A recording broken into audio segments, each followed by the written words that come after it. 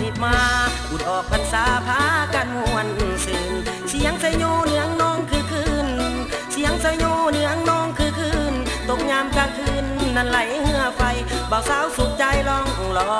ยกระทง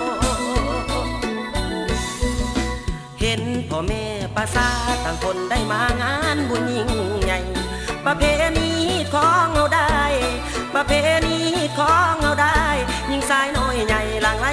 กันมาทุกคนต่างหน้าตักบาตรทำบุญ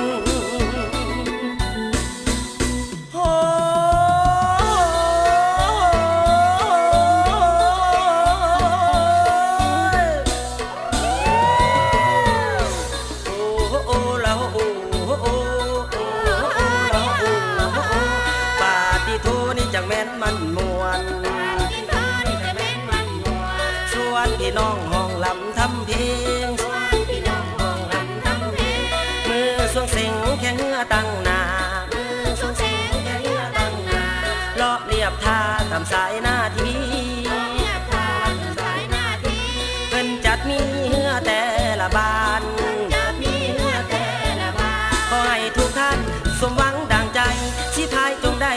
มีไส้กลับมา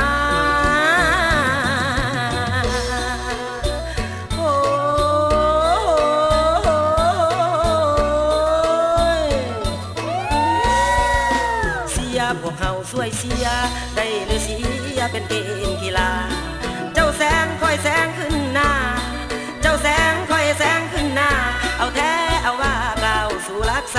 ปีนี้มวลหลายสวงเหือบ้านเฮา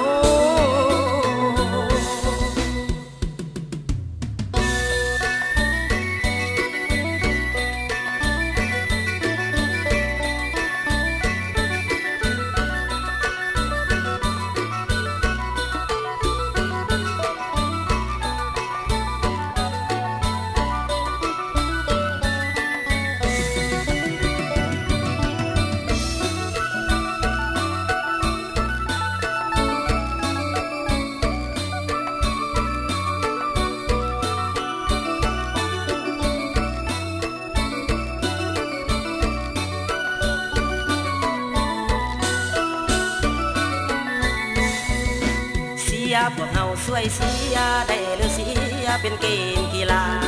เจ้าแสงค่อยแสงขึ้นหน้า